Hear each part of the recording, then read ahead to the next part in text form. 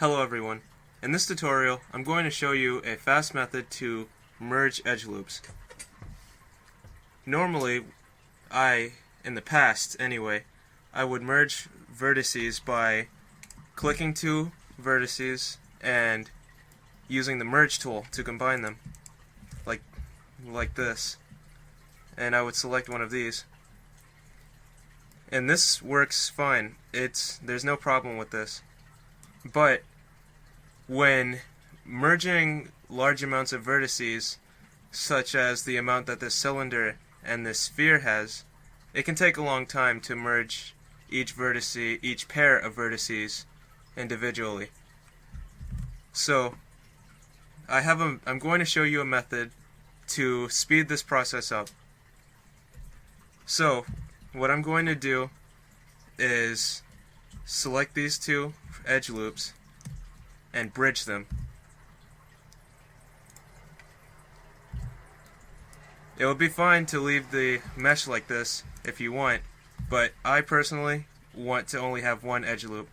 So what I'm going to do now is select one edge loop, the one that I want to get rid of, and vertex slide it to whichever edge loop I want it to go to. This doesn't really matter. It just has to fully combine with one edge loop so that the vertices are in the same exact location, or at least that's the way Blender reads it. Now when doing this, you want to make sure that if there's a vertex out of place, you want to move it back in place to the location you want it to be. And then there's only one last step to do this, and that is to select these two edge loops with whatever method you choose and remove doubles. Oops. Remove doubles. So now up here it's showing that a message that says remove 32 vertices, but you probably won't be able to see that because of the Bandicam watermark.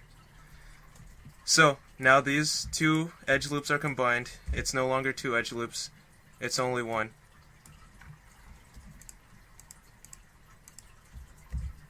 I can move this around independently versus if I didn't combine it.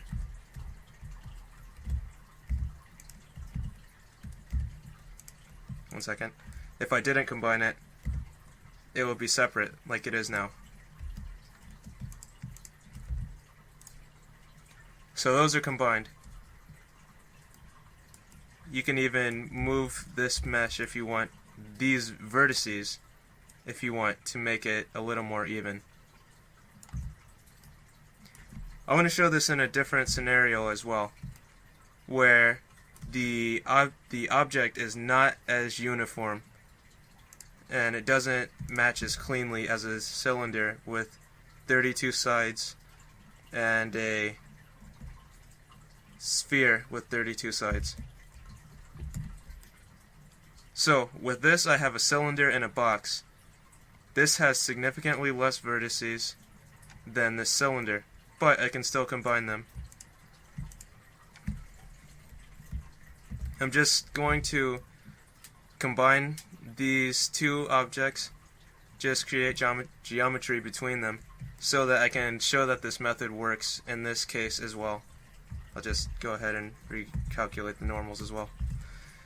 So now, just like with the cylinder and the sphere, there's only one step left to do, and that is to select this edge loop.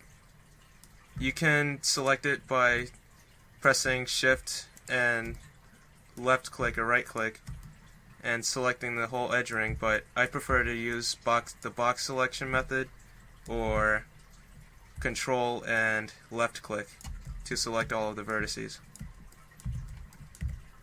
But whatever method you choose doesn't really matter. You just have to make sure you get all of them. So now what I'm going to do is vertex slide them and make sure they line up how I want them to. If there are any vertices that are out of place, you can just vertex slide them to the place you want them to be. So this all looks good. So I'm going to select this. I can actually select the whole object and press remove doubles. It depends on what object you're working with. whether you want to select the whole object or not, because if you have two edge loops overlapping intentionally, it could cause issues where removing the doubles would remove those two instead of just the area you're focusing on, if that makes sense. So I remove the doubles, and these vertices are all combined. Well, that's pretty much it.